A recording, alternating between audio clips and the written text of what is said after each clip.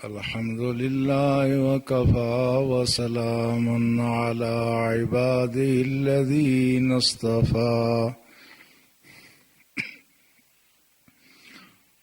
أما بعد فأعوذ بالله من الشيطان الرجيم بسم الله الرحمن الرحيم إن الله لا يغير ما بقوم حتى يغيروا ما بأنفسهم صدق الله مولانا العظيم. قال الله تبارك وتعالى في شان حبيبه الكريم إن الله وملائكته يصلون على النبي يا أيها الذين آمنوا صلوا عليه وسلموا تسليما. اللهم صل على سيدنا ومولانا محمد وعلى آله وأصحابه أجمعين.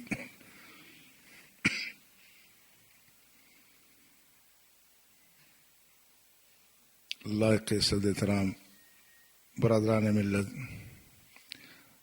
گزشتہ جمعۃ المبارک کے موقع پر جس موضوع پر میں گزارشات پیش کر رہا تھا اسی پر ہم بات آگے بڑھائیں گے. گزشتہ جمعۃ المبارک میں ہم نے اس بات کا جائزہ لینے کی کوشش کی تھی کہ باوجود اس کے کہ ہمارے پاس اللہ کا دیا ہوا وہ نظام موجود ہے جس سے مخلوق خدا کی دنیا بھی سنور جاتی ہے، آخرت بھی سنور جاتی ہے، جس کے نتیجے میں فرد اور جماعت کی روحانی ضرورتیں بھی پوری ہو جاتی ہیں، ان کی مادی ضرورتیں بھی پوری ہو جاتی ہیں. لیکن کیا وجہ ہے کہ مومن کی زندگی روز بروز تلخ کیوں ہوتی جا رہی ہے؟ اس موضوع پر بات کرتے ہوئے ہم نے بر صغیر میں جاگیردارانہ نظام پر بات کی تھی. ابھی بمشکل میری بات ختم ہی ہوئی تھی کہ مجھے ایک پرچہ مل گیا جس میں لکھا ہوا تھا کہ کس کے بڑے پچھلے نے کیا کیا، اس کو رہنے دیں، آپ دین کی بات کریں. جن صاحب نے یہ پرچہ بھیجا ان کی عبارت سے لگ رہا تھا کہ ان کو مجھ سے محبت ہے. وہ یہ سمجھتے تھے کہ یہ خالصتاً ممبر رسول پر سیاست کی باتیں شروع ہو گئی، اور ممبر رسول پر سیاست کی بات نہیں ہونی چاہیے کہ کس کے بڑے نے کیا کیا، کس کا بڑا کتنا اچھا تھا برا تھا. یہ خالصتاً سیاسی باتیں ہیں اور ممبر رسول پر ان باتوں کی ضرورت نہیں ہے. ان کی اس بات کی بھی میں قدر کرتا ہوں. یہاں سے میں فارغ ہو کے اوپر کمرے میں گیا تو پھر ایک صاحب آئے، انہوں نے کہا یہ جو کھڑک سنگھ کا آپ نے ذکر کیا جس نے ہمارے نواب مظفر خان شہید کو قتل کیا، یہ دراصل ہمارے کھڑک کا اس سے کوئی تعلق نہیں، بلکہ یہ کھڑک اس لیے نام ہے رکھا گیا کہ یہاں بہت سارے کھڑک کے درخت تھے، اس لیے اس کو کھڑک کہا گیا. کچھ نے کہا وہ کھڑک تھا، یہ کھڑک ہے.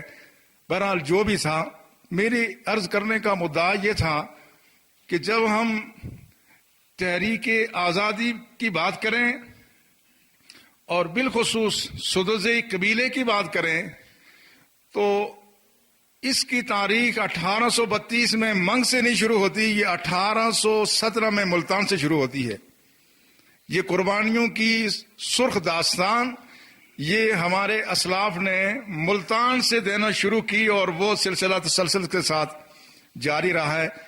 اس عظیم نواب، اس عظیم قائد اور اس عظیم شہید کی اس قربانی کو بھی کہیں نہ کہیں یاد رکھا جانا چاہیے، یادگار شہداء میں نام ہو، کسی اور مقام پر ہو، تاکہ آئندہ آنے والی نسل کو پتہ ہو کہ ہمارے بزرگوں نے کیا قربانیاں دی تھیں۔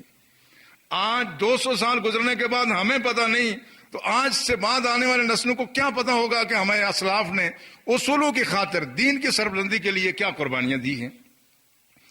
اور یہ بات کہ ہمیں سیاست کے معاملات کو زیر بحث نہیں لانا چاہیے، میں اس پر بھی گفتگو کروں گا، اور یہ اس لیے کہ آپ کی طرف سے جو رائے آتی ہے میں اس کو نظر انداز نہیں کر سکتا۔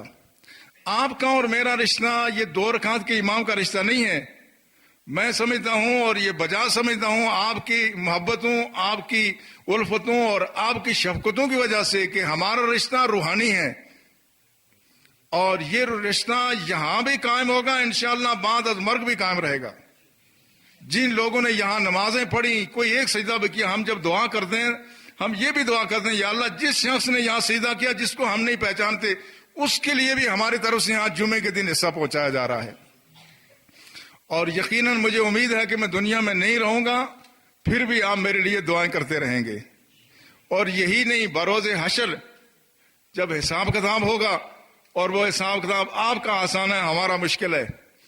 آپ کا حساب آپ کی اپنی نماز کے بارے میں ہوگا کہ آپ کی طہارت مکمل نہیں تھی، نماز میں یکسوئی نہیں تھی، نماز میں خشوع خضوع نہیں تھا، تو آپ کی اکیلے کی نماز ہے، ہمارے پیچھے ہزاروں کی نمازیں ہیں۔ آپ سب کا جواب ہم نے دینا ہے، اور جب وہاں حساب باریک شروع ہو گیا تو دعا یہ کیا کریں، ہم بھی دعا کرتے ہیں اللہم حاسبنا حسابا یسیرا، یا اللہ ہم سے آسان حساب لینا، مشکل حساب دینے کے ہم قابل نہیں ہیں۔ کہیں پھنس گیا تو آپ یہ گواہی دیں گے کہ یہ اندرونی معاملات ہم نہیں جانتے تھے، مگر اس نے کوئی اچھی بات بھی کی ہے تو آپ کی سفارش شاید میرے حق میں اللہ کی ذات قبول کر لے۔ تو یہ رشتہ ایسا ہے کہ اس کو نظر انداز ہرگز نہیں کیا جا سکتا۔ لہٰذا آپ کی طرف سے اگر کوئی بھی کسی معاملے میں خدشہ سوال آئے، میں چاہتا ہوں میں اس کی وضاحت کروں۔ اور یہ بات کہ یہاں ممبر رسول پر سیاست کی بات نہیں ہونی چاہیے، یہ بات بھی اپنے طور پر درست ہے۔ اور ساتھ ہی ساتھ یہ بھی کہا جاتا ہے کہ آپ کی گفتگو سے بعض دفعہ بڑی مایوسی پھیل جاتی ہے کہ اگر یہ سارا نظام ہی خراب ہے تو ہم کیا کریں؟ اگر یہ نظام سنبھل ہی نہیں سکتا، درست ہی نہیں ہو سکتا، یہ نظام ہمارا خراب کیا ہوا نہیں تو بڑے بڑوں کا خراب کیا ہوا، اگر یہ سارا نظام خراب ہے، اس سے مایوسی پھیلتی ہے۔ میں یہ بھی گزارش کروں گا کہ جو لوگ تسلسل سے میری بات سنتے ہیں، جب تک بات ختم نہ ہو نتیجہ اخذ نہ کیا کریں۔ ہم لوگوں کو مایوسی کی طرف نہیں لے جاتے، ہم لوگوں کی امید کی طرف لے جاتے ہیں، اور انشاءاللہ امید کا ہی مجدہ سنایا جائے گا۔ لیکن جہاں تک اس بات کا سوال ہے کہ کیا مسجد میں سیاست کی بات ہو یا نہ ہو، میں صرف یہ پوچھنا چاہتا ہوں کہ یہ سیاست کا یہ تصور کہ مسجد میں سیاست کی بات نہ ہو، کیا امام الانبیاء مسجد میں نماز کی امامت سے فارغ ہو کے جب بیٹھتے تھے تو جب کیسر و کسرا کے سفیر آتے تھے تو اس وقت سیاست ہوتی تھی یا اس وقت نمازیں پڑھنے کا طریقہ بتایا جاتا تھا؟ جب وہاں مسلمانوں کی معیشت سنوارنے کے لیے مواخات کا معاہدہ ہوتا تھا، اور جب انصار مدینہ اور مہاجرین کے درمیان جب معاہدہ ہوتا تھا کہ فلاں کی ذمہ داری کفالت فلاں کرے گا، فلاں فلاں کرے گا، تو یہ سیاست تھی یا یہ دین تھا؟ یہ یقیناً دین تھا۔ اور جب رسول اللہ صلی اللہ علیہ وسلم وہاں پر اپنا فوجی لائے عمل اور ڈیفنس کی اسٹریٹجی طے کرتے تھے کہ ہم نے حملہ کرنا ہے، یوں کرنا ہے، یوں کرنا ہے، تو کیا یہ بات، یہ فوجی تیاری، یہ کیا ملٹری اکیڈمی کی بات تھی یا دین کی بات تھی؟ یہ سارے کا سارا دین ہی تھا۔ یہ وہ تصور ہے جو رسول اللہ صلی اللہ علیہ وسلم نے ہمیں عطا فرمایا۔ وہاں پر مغرب کا جاہلیت کا تصور یہ ہے کہ یہ دین، یہ ہماری دنیا کا ایک ضمیمہ ہے کہ جس دین سے ہم کچھ خاص پریکٹس کرتے ہیں، خاص اعمال سر انجام دیتے ہیں تاکہ ہماری آخرت درست ہو جائے۔ دنیا سے جاہلیت کے زمانے میں مذہب کو کوئی سروکار نہیں تھا، اور وہی تصور آج مغرب میں بھی ہے کہ ان کے ہاں وہ کہتے ہیں چرچ کا تعلق صرف چرچ کی 4 دیواری کے اندر سے ہے، سیاست اور معیشت میں چرچ کا کوئی دخل نہیں ہے۔ لہٰذا یہ اسلام کا تصور نہیں ہے، یہ مغرب کا دیا ہوا تصور ہے۔ اور اس میں کچھ لوگوں نے جو اپنے ذاتی مفادات کی خاطر یہ سمجھا اور یہ باور کرایا کہ مسجد کے سیج سے دنیا کے معاملات کی بات نہیں ہونی چاہیے. دنیا میں حکومت خواہ کافر کی ہو یا فاسق کی ہو، نیک کی ہو یا بد کی ہو، چور یا ڈاکو کی ہو یا سالے کو، یہ بات مسجد کے سٹیج سے نہیں آنی چاہیے. چونکہ اگر یہ باتیں مسجد کے سٹیج سے آئیں گی تو یہ ہر جمعے کو جو سینکڑوں ہزاروں کا مجمع ہوتا ہے اس میں ہمارا پول کھلنا شروع ہو جائے گا. لہٰذا یہ تصور دے دیا گیا کہ کوئی آدمی سیاست کی بات نہ کرے. یہ بات اگر سیاست کی ہوگی تو یہ سیاستدان کریں گے. میرا تصور اس سے بالکل مختلف ہے.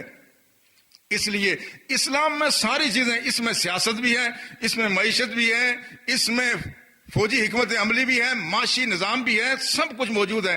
اس لیے کانسٹنٹ ورجل جو رومانیہ کا سابق وزیر خارجہ رہا ہے، اس نے رسول اللہ صلی اللہ علیہ وسلم کے بارے میں ایک کتاب لکھی، اور اس کتاب میں وہ لکھتا ہے کہ رسول اللہ صلی اللہ علیہ وسلم کی جو انقلابی تحریک تھی وہ مذہبی تحریک نہیں تھی کہ لوگ صرف نمازیں پڑھیں. یہ مذہبی تحریک نہیں تھی کہ روزے اور رکھیں حج کریں. وہ کہتے وہ سماجی تحریک تھی. رسول اللہ نے ساری سوسائٹی کو تبدیل کر دیا، اوپر سے نیچے تک سارا سماج تبدیل ہو گیا. یہ دین اسلام کی عظمت ہے کہ اس میں یہ دین ذمیمہ نہیں ہے بلکہ سیاست دین کا ایک حصہ اور جز ہے. اس لیے حدیث میں آتا ہے رسول اللہ صلی اللہ علیہ وسلم نے فرمایا کان بنی اسرائیل تسوسہم الانبیاء، بنی اسرائیل کی سیاست انبیاء کرتے تھے. کانت بنو اسرائیل تسوسہم الانبیاء، بنی اسرائیل کی سیاست کس کے پاس تھی؟ انبیاء کے پاس تھی. مگر وہ سیاست آج کی مروجہ سیاست نہیں ہے، وہ سیاست تھی. سیاست کا لغوی معنی کیا ہے؟ سیاست کا معنی دیکھ بھال، نگہبانی، پرورش کا ہے. اس لیے عربی زبان میں سائنس کہتے ہیں جو مختلف قسم کے جانوروں کو سدائے بھی اور ان کو تربیت دے اور ان کی دیکھ بھال کو، اس کو سائنس کہتے ہیں. چروائے کو بھی ایک معنی میں سائنس کہا جاتا ہے چونکہ وہ اپنی بھیڑ بکریوں کی نگہبانی کرتا ہے، دیکھ بھال کرتا ہے. سیاست کا مفہوم اردو میں کچھ اور ہے، انگریزی میں کچھ اور ہے، لیکن اسلام کا مفہوم سیاست کا یہ ہے لوگوں کے امور کی نگہبانی کرنا. یہ سیاست ہے. یہ الگ بات ہے کہ ہمارے ہاں سیاست کو اتنا گندا کر دیا گیا ہے کہ فی الواقع سیاست کا نام ممبر رسول پر لینا بھی لوگ گناہ سمجھتے ہیں. لیکن میرا خیال یہ ہے کہ جس طرح ممبر رسول پر کسی سیاستدان، کسی دنیا دار کی تعریف کرنا جرم ہے، اسی طرح سے بلا جواز کسی کی پگڑی اچھالنا یہ بھی جرم ہے. لیکن حقیقت حال کا تذکرہ نہ کرنا یہ بھی ظلم ہے. اس سے مایوسی نہیں پھیلتی. میں آپ سے پوچھتا ہوں، کسی آدمی کے اگر اس کو چلنے میں سانس پھولتا ہو اور رات کو بے چینی خلق ہوتا ہو اور رات کو اٹھ کے کمرہ کھول کر کے آدمی گھر سے باہر آتا ہو اور وہ کسی ڈاکٹر کے پاس جائے اور وہ اس کی اینجیوگرافی کرے اور اس کا ٹیسٹ لے دل کا اور دیکھے تو اس کے بعد دل کی 2 رگیں بند ہوں، 2 کھلی ہوئی ہوں، تو اس میں 2 میں سے ایک صورت ہے. یا تو وہ اس کو کہے کہ کچھ بھی نہیں ہو رہا ہے، بالکل معاملہ ٹھیک ہے، آپ جیسے چلتے پھرتے ہیں، جو کھاتے پیتے ہیں وہ کھاتے پیتے رہیں. دوسری یہ صورت ہے کہ وہ بتائیں کہ بھائی میاں آپ کے دل کے 2 وال 2 رگیں ہیں بند، اس میں آگے یہ احتیاط بھی کرنی ہے، ہو سکتا ہے آپ کا بائی پاس بھی کرنا پڑ جائے. سچ بتائیں، دل سے پوچھیں کہ ڈاکٹر کون سی بات کہتا ہے، بتاتا ہے یا نہیں بتاتا؟ یقیناً بتاتا ہے، یقیناً بتاتا ہے کہ بھائی حالات ایسے ہو گئے. اب حالانکہ یہ بات بتانا بھی یہ مریض کے پر ایک نفسیاتی طور پر یہ چیز بجلی کی طرح سے گرتی ہے. وہ بجلیاں گرنا الگ بات ہے، لیکن اس کی جان کے لیے یہ ضروری ہے کہ تشخیص کر دی جائے، بتا دیا جائے. یہ تشخیصی عمل ہے. اب میں آپ سے عرض کروں کہ جس طرح دل کی 4 رگیں ہیں اسی طرح سے ہمارے اس دنیاوی نظام کی بھی 4 رگیں ہیں. یہ 4 رگیں اگر صحیح کام نہ کر رہی ہوں تو پتہ ہونا چاہیے کہ یہ خرابی کہاں ہے. یہ 4 رگیں کون سی ہیں؟ سیاست کے طلبہ سمجھتے ہیں کہ حکومت کے اجزاء ترکیبی ہیں مقننہ، انتظامیہ، عدلیہ. مقننہ قانون سازی جو کرتے ہیں وہ مقننہ ہے. ہماری اسمبلیاں یہ مقننہ ہے، یہ گورنمنٹ کا ایک عام آرگن ہے. اس کے بعد جو قانون بنتا ہے اس کو نافذ انتظامیہ کرتی ہے، اور جو آدمی اس قانون کے نفاذ میں رکاوٹ پیدا کرے یا ملک کی قانون کی خلاف ورزی کرے تو اس پر جو جرم عائد کرنے کے بعد جو سزا کا فیصلہ تھا وہ عدلیہ کرتی ہے. کہتے ہیں 3 آرگن ہیں. یہ 3 پہلے تھے لیکن اب ایک اور چوتھا بھی آ گیا ہے. وہ چوتھا کون سا ہے؟ وہ کہتے ہیں میڈیا ہے، ذرائع ابلاغ. یہ حکومت کا چوتھا آرگن ہے. یہ 4 رگیں ہیں، یہ 4 کھلی ہوں، اپنا اپنا کام کرتی ہوں تو ملت کی رگوں میں خون دوڑتا ہے اور ملت کے چہرے پہ سرخی نظر آتی ہے. اس میں اگر کوئی رگیں بند ہونا شروع ہو جائیں تو پھر ملت کو پتا ہونا چاہیے کون سی رگ کتنی بند ہے, تاکہ بائی پاس کا بھی انتظام کیا جائے. بائی پاس کیا ہوتا ہے؟ بائی پاس یہ ہے جہاں تک ایک رگ بند ہو گئی, آپریشن یہ ہوتا ہے آپ کی رگوں میں سے سپیئر پارٹس اللہ نے رکھے ہوئے, یہ رگ نکال کے جو بند ہے اس کو رہنے دیں, اس میں جوائنٹ دے کے دوسری جگہ سے دوسری سائڈ میں رگ ڈال دیں, تاکہ وہ جو بند ہے وہ بند رہے لیکن دوسری طرف سے خون جاری رہے. متبادل انتظام کیا جاتا ہے, بائی پاس اسی کا نام ہے. یہ جو ملتیں ہیں, ملتوں کی بیماریاں بھی افراد کی طرح سے ہیں, سماج کی بیماریاں افراد کی طرح سے ہیں. افراد کو بیماریاں لگتی ہیں, بیماریوں کی تشخیص بھی ضروری ہے, اس کا علاج بھی ضروری ہے, اور اس میں پرہیز بھی ضروری ہے. اب ذرا اس بات کی طرف آئیے کہ جو بات بنیادی طور پہ ہم کر رہے تھے, ہماری جو اس وقت مقننہ ہے, جو ملک کا قانون بنا رہی ہے, یہ بنیادی طور پر قانون سازی, یہ اجتہادی عمل ہے. یہ ہماری اسمبلیوں میں بیٹھنے والے لوگوں کا کام کیا ہے؟ یہ اجتہادی عمل ہے. یہ مجتہدین, یہ مجلس مجتہدین ہے, لیکن مجلس جنہوں نے قانون بنانا ہے, اگر وہ سارے پیچھے ان کا پس منظر بہت سیاہ ہو تو ان سے کسی اچھے قانون کی امید کی جا سکتی ہے. جو قانون بنائیں گے اپنے مفاد میں بنائیں گے, وہ آپ کے اور میرے مفاد میں وہ قانون سازی نہیں ہو سکتی. لیکن آپ شاید اس مرحلے پہ یہ کہیں کہ نہیں, یہ بات کہنا کہ فلاں جاگیردار انگریزوں کا ایجنٹ تھا, فلاں نے 1857 کی جنگ آزادی میں انگریزوں کے لیے جاسوسی کی, فلاں نے 1857 کی جنگ آزادی میں مسلمانوں کے خلاف لڑنے کے لیے مجاہدین کے خلاف اپنی فوج دی, بعض لوگوں نے اپنے رسالہ دار سپاہی بھیجے. یہ بات کہنا یہ اس حد تک تو ٹھیک ہے, لیکن ہو سکتا ہے ان کی نسل میں اگلی نسل اچھی ہو جائے, یہ بھی تو امکان ہے. لہذا یہ لوگوں کے خاندانوں کے پیچھے بحثیں چھیڑنا یہ بات درست نہیں ہے. امید ہے کہ پچھلے غدار تھے اب یہ وفادار ہو گئے, امید ہے کہ پیچھے جو گزرے ہیں وہ لوگ ملک اور قوم کے غدار تھے, لیکن آگے آنے والا کوئی ملک کے لیے اثار کرنے والا ہو جائے. یہ بات بھی میں اصولی طور پر تو مانتا ہوں, لیکن حالات و واقعات یہ بتاتے ہیں کہ ایسا, اس کو آپ کہیں this is the rarest phenomena in the world, دنیا میں ایسا بہت کم ہوتا ہے جن کی رگوں میں انگریز کی وفاداری کا خون ہے. ان کے گھروں میں جنم دینے والے مسلمان کے وفادار نہیں ہوتے, الا ماشاء اللہ, الا ماشاء اللہ. اس لیے کہہ رہا ہوں, شاید یا یہ اہل علم کا مجمع ہوتا ہے, آپ لوگ ہر بات کو بڑی باریکی سے سوچتے ہیں, تجزیہ کرتے ہیں. شاید آپ کہیں کہ بنو امیہ میں بھی ایک طرف یزید نے امام حسین کو شہید کیا, مگر بنو امیہ میں عمر بن عبدالعزیز بھی تو پیدا ہوئے. یہ ایسا بھی ہوتا ہے, بروں سے اچھے بھی پیدا ہوتے ہیں, اچھوں سے برے بھی پیدا ہو جاتے ہیں. لیکن پھر آپ کو تاریخ میں جھانکنا پڑے گا کہ وہ 52 سال کا جو بنو امیہ کا دور ہے, 52 سال میں صرف 2.5 سال ہی عمر بن عبدالعزیز رہے. آپ دیکھیں اس ملوکیت کے نظام سے بادشاہوں کے گھروں میں جنم لینے والے بادشاہ ظالم جابر اور ملک کے غدار ہی پیدا ہوئے, اور 92 سال میں صرف 2.5 سال حضرت عمر بن عبدالعزیز کا دور ہے. مگر عمر بن عبدالعزیز کو بھی لوگوں نے چلنے نہیں دیا. کیوں؟ اس لیے کہ وہ سارا ٹولہ ہی وہ سارا غداروں کا ٹولہ تھا, وہ ظالموں جابروں کا ٹولہ تھا. ظالموں اور جابروں کی صفوں سے اگر کوئی عدل پسند نکل جائے تو وہ اس کو وہیں ختم کر دیتے ہیں, اس کو اٹھنے نہیں دیا جاتا. آج یہی صورتحال ہے. ہوا ان کے ساتھ بھی یہی کہ جب انہوں نے سب سے پہلے اس کو قربانی دینی پڑتی ہے. یہ کوئی آسان کام نہیں ہے کہ جاگیرداروں کے گھروں سے فقراء پیدا ہو جائیں, غربا پیدا ہوئیں, اولیاء پیدا ہوں. یہ بات کوئی آسان نہیں ہے. یہ جس روئے زمین پر ہم رہ رہے ہیں اس کے حقائق بڑے مختلف ہیں. کیوں نہیں پیدا ہوتے؟ اس لیے پیدا نہیں ہوتے کہ اس میں ایثار کرنا پڑتا ہے, اس میں سب سے پہلے قربانی خود دینی پڑتی ہے. جس طرح عمر بن عبدالعزیز نے قربانی دی, جب وہ خلیفہ بنے اپنی جائیداد کا حساب لیا, دیکھا کہ ان کے پاس 40,000 سونے کی اشرفیاں موجود ہیں, 40,000 سونے کی اشرفیاں دینار موجود ہیں.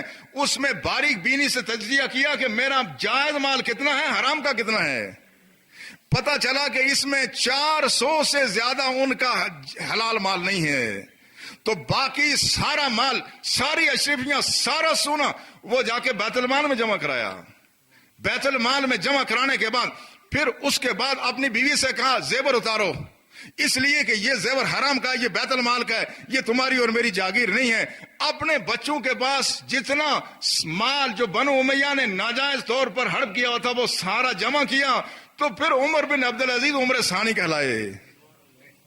یہ بات آسان نہیں ہے، یہ بڑی مشکل بات ہے۔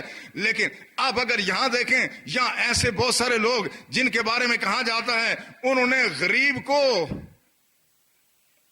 اوپر گردن اٹھا کے چلنے کا انداز سکھایا، جنہوں نے مزدور کو اپنا حق بتایا کہ آجر کا حق کیا ہے، اجیر کا حق کیا ہے، جس نے لوگوں کو سیاسی شعور دیا، ان شخصیات کے بارے میں بتا رہا ہوں کہ جنہوں نے شعور کی روشنی تقسیم کی، وہ شعور تو بانٹتے رہے لیکن اپنی زمین کبھی غریبوں میں نہیں بانٹی۔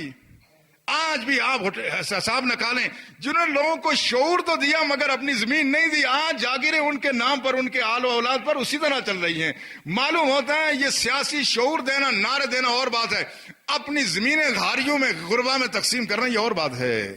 ایسا ہوتا نہیں ہے، لہذا چونکہ ایسا ہوتا نہیں ہے لہذا ہم باور یہی کرتے ہیں کہ عام طور پر ظالموں کے گھروں میں ظالم پیدا ہوتے ہیں، جابروں کے گھر میں جابر پیدا ہوتے ہیں، غداروں کی نسل سے غدار ہی پیدا ہوتے ہیں۔ ہاں، اس کے خلاف اگر ہو جائے تو یہ ایک ایکسیپشنل کیس ہے جو کوئی ضابطہ اور قاعدہ نہیں ہے، میں آگے چل کے اس کی وضاحت کروں گا۔ لہذا اب یہ بات کہ وہ ایک شعبہ ہمارا دل کی رگ ایک تو ہماری بند ہو گئی، جنہوں نے قانون سازی کرنی ہے وہ بنیادی طور پر قانون بنانے کے اہل ہی نہیں ہیں۔ یہ تو مقننہ کا کام قانون بنانا ہے، اس میں اجتہادی صفات ہونی چاہیے۔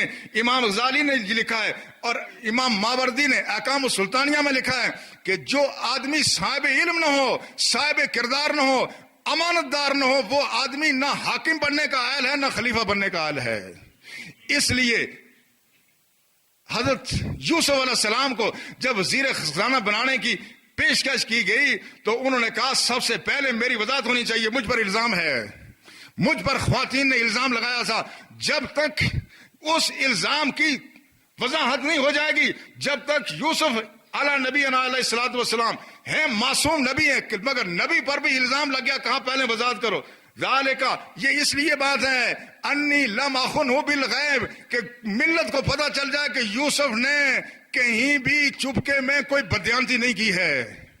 پہلے میں کلیئر ہو جانا چاہیے، جب میں کلیئر ہو جاؤں گا تو اس پر آپ نے فرمایا انی حفیظ علیم۔ اب چونکہ عورتوں نے گواہی دے دی، جرم ان کا تھا، میری نظر کبھی میلی نہیں ہوئی ہے، لہذا جرم ان کا تھا۔ اب میں بتاتا ہوں انی حفیظ علیم، میں دیانت دار بھی ہوں، میں صاحب علم بھی ہوں۔ پہلے تو اس بات کی وضاحت ہونی چاہیے۔ اور جب یہ نہ ہو، ایسے لوگ اگر قانون سازی میں شریک ہو جائیں، اپنے اس سرزمین کی بات نہیں کرتا ہوں، اوور آل میں پاکستان کی بات کرتا ہوں، تو پھر ان لوگوں سے یہ توقع رکھنا کہ وہ ملک کے لیے کوئی بہت عمدہ قانون بنا جائیں گے، گویا ہمارے دل کی ایک رگ تو بند ہو گئی، اس سے تو اب خون آئے گا نہیں۔ باقی بچ گئی 3 رگیں۔ اب جو دوسری رگ ہے وہ ہے ہماری بیوروکریسی، جس کو کہتے ہیں افسر شاہی، افسر شاہی۔ لیکن افسر شاہی کے بارے میں کوئی بات آگے کرنے سے پہلے میں آپ سے، آج چونکہ یہ اس مہینے کا چندے والا جمعہ ہے تو اس لیے اندر حال میں لیاقت خان صاحب، برآمدہ سین میں حافظ رومان، اوپر حال میں پٹھان سلطان خان صاحب، آخری جد میں نصیر خان صاحب آپ کے پاس آ رہے ہیں، آپ ان کے ساتھ سے مسجد کے سلسلے میں تعاون فرمائیں۔ اب دوسری بات، یہ جو بیوروکریسی کیا چیز ہے، کہتے ہیں بیوروکریسی کی تعریف بھی ڈکشنری میں لکھا ہے، یہ بھی حکومت کا ہی نام ہے۔ یہ جو ہمارے سیاستدان حکومت کرتے ہیں، نیچے جو ہمارے ایسے لوگوں کے ذریعے سے کہ جو عوام کے منتخب لوگ نہیں ہیں، جو محکمہ جات کے سربراہ ہیں، یہ بیوروکریسی ہے۔ یہ جو بیوروکریسی ہے، یہ کہتے ہیں یہ دوسری ہمارے قومی وجود میں ہمارے دل کی دوسری رگ ہماری بیوروکریسی ہے۔ یہ عمال ہیں، یہ ڈائریکٹر ہیں، یہ ہمارے ضلع انتظامیہ کے لوگ ہیں، یہ ساری بیوروکریسی یہ ہمارے قومی وجود میں دوسری رگ ہے۔ مگر یہ رگ، میں اس کے بارے میں صرف ایک بات بتاؤں گا، آپ کو اندازہ ہو جائے گا کہ کیا یہ رگ اب خون دینے کے قابل ہے یا نہیں ہے۔ یہ جو بیوروکریسی انگریز نے یہاں بنائی تھی سب کنٹیننٹ میں اور سرزمین ہندوستان میں، یہ بیوروکریسی شروع میں سارے انگریز تھے۔ جتنے یہاں پر یہ ایس پی ڈی سی سے لے کے جتنے افسران تھے، یہ سارے شروع میں انگریز تھے۔ اس کے بعد پھر اکا دکا ہندوستانی بھی اس میں آ گئے، کچھ ہندو تھے، کچھ مسلمان تھے، اکا دکا تھے۔ لیکن جب 1947 میں پاکستان آزاد ہوا تو وہ جو انگریز بیوروکریسی افسر شاہی تھی ان کو واپس برطانیہ جانا پڑا. جب وہ برطانیہ گئے تو برطانوی حکومت نے ان سب اپنے افسر شاہی کے سارے افسروں کو سب کو جبری ریٹائر کر دیا. سب کو جبری ریٹائر کر دیا. جب جبری ریٹائر کیا تو وہ فوراً کورٹ میں چلے گئے. بعض کی سروسیں ابھی 20-25 سال باقی تھی. یہ کون سی افسر شاہی کی بات کر رہا ہوں؟ وہ افسر شاہی جس نے ہندوستان میں حکومت چلائی تھی. اس افسر شاہی کو سب کو جب جبری ریٹائر کیا تو اس وقت یہ جب کورٹ میں کیا معاملہ، تو کورٹ میں حکومت نے کیا اس میں موقف اختیار کیا، یہ سننے والی بات ہے. کورٹ نے پوچھا کہ ان افسروں کو جنہوں نے بر صغیر میں خدمات سر انجام دی ہیں، یہ بالکل نوجوان افسر بھی ہیں جنہوں نے ابھی جن کا کیریئر تباہ ہو رہا ہے، ان کو تم نے ریٹائر کیوں کیا ہے؟ حکومت نے کہا ہم نے بر صغیر میں ان کو رولنگ کلاس بنا کے بھیجا تھا، حکومت کرنے کے لیے بھیجا تھا. اب یہ واپس آ گئے برطانیہ میں، ہم ان سے حکومت نہیں کرائیں گے، ہم خدمت کرائیں گے. ان کو چونکہ ہم نے ذہن دیا تھا حکمرانوں کا، اب یہ خدمت کرنے کے قابل نہیں ہیں. اس مرحلے پہ ذرا پھر سوچے کہ جاگیرداروں کے گھروں سے کس طرح سے ملک کے وفادار پیدا ہو سکتے ہیں. وہ انگریز جن کو چند عرصے میں، تھوڑے عرصے میں تربیت دی گئی ہیں، وہ نسل کے انگریز، رنگ کے انگریز، اپنے ذائقے اور ٹیسٹ کے انگریز ہیں. مگر ان انگریزوں کو انہوں نے ماحول میں ایسا ڈالا، انہوں نے کہا اب یہ افسر بن گئے ہیں، ہمیں یہاں پر افسر نہیں چاہیے، ہمیں یہاں خادم چاہیے، لہذا یہ لوگ برطانیہ میں کم از کم یہ افسر بننے کے قابل نہیں ہیں. تو کورٹ نے ان کی یہ بات، حکومت کا موقف تسلیم کر لیا کہ ہاں یہ بات تو درست ہے کہ آپ نے ان کا دماغ خراب کیا تھا.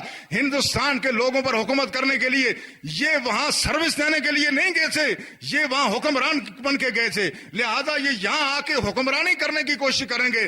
برطانیہ میں اب حکمرانی کسی کی چل نہیں سکتی، لہذا ان کو ریٹائر کیا جائے. البتہ ایک ٹرم استعمال ہوئی، ان کو گولڈن شیک ہینڈ دیا جائے، کہ ان کو الوداع کرتے وقت سونے کا ہاتھ دے دیا جائے.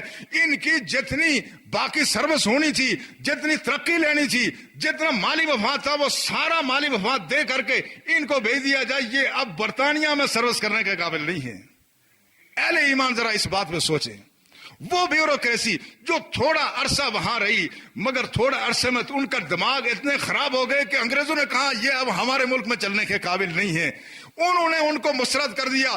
وہی بیوروکریسی کا نظام آج ہمارے ملک میں تسلسل سے جاری ہے.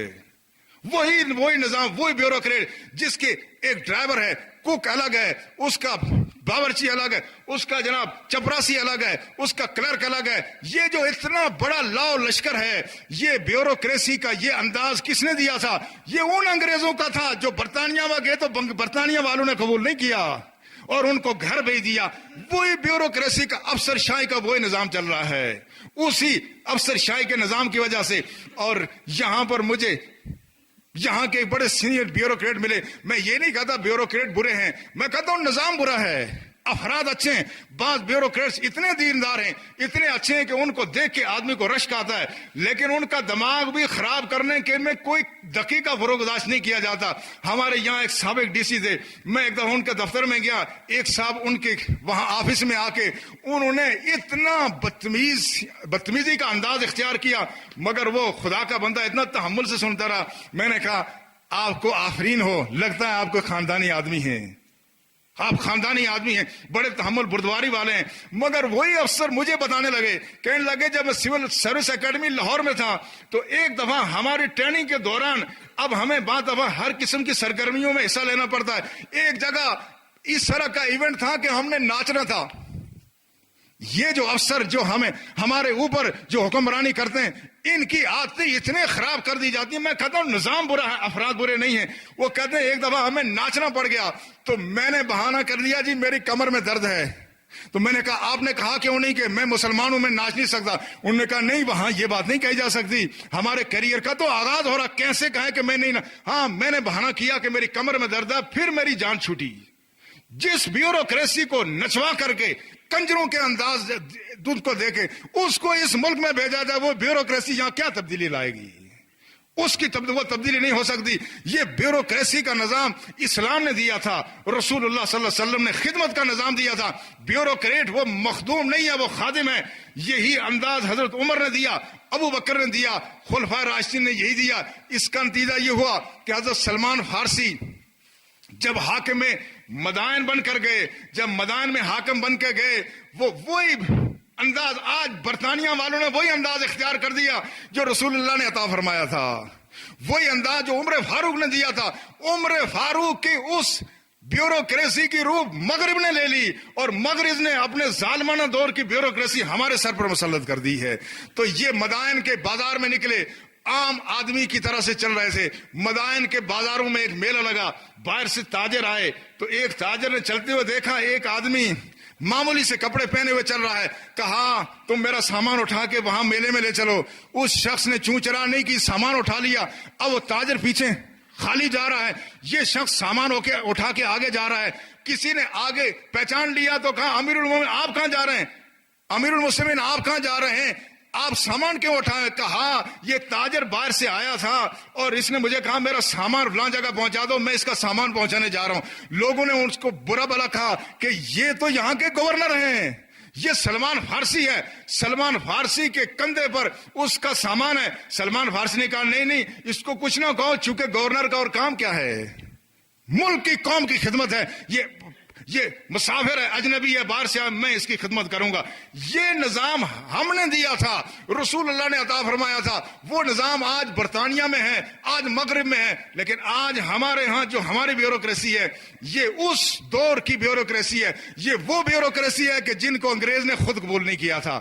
اس کا مطلب یہ ہوا کہ ہمارے قومی وجود میں جو تازہ خون پہنچانے والی دوسری رگ ہے وہ کہیں 60% بند ہے, اور کہیں 70%, اور کہیں 80%, اور کہیں 100%. تو نتیجہ یہ ہوا کہ ہماری 2 رگیں تو بند ہو رہی ہیں. اگر 2 رگیں بند ہیں تو اس کے پھر بائی پاس کی ضرورت ہے. ان کی ضرورت تو ہم نے کہیں پوری کرنی ہے, یہ خون تو کہیں سپلائی کرنا ہے. آج کوئی ہونا چاہیے جو یتیم کے آنسو پونچھ سکے, آج کوئی ہونا چاہیے جو بیوہ کی اس کی اداسیاں دور کر سکے. آج کوئی ہونا چاہیے جو وسائل نہ ہونے کی وجہ سے گھر میں بیٹھنے والے طالب علم کے ہاتھ میں کتاب دے سکے. آج کوئی ہونا چاہیے کہ علاج کی سہولت نہ ہونے کی وجہ سے بستر مرگ پر سسکنے والے انسان کو کوئی سہارا دے سکے. وہ نظام کیا ہوگا اس کے بارے میں ہم نے سوچنا ہوگا. انشاءاللہ اس کا ہم آئندہ تذکرہ کریں گے. اللہ ہمیں حق کہنے اور حق سننے کی توفیق عطا فرمائے. وما علینا الا البلاغ المبین.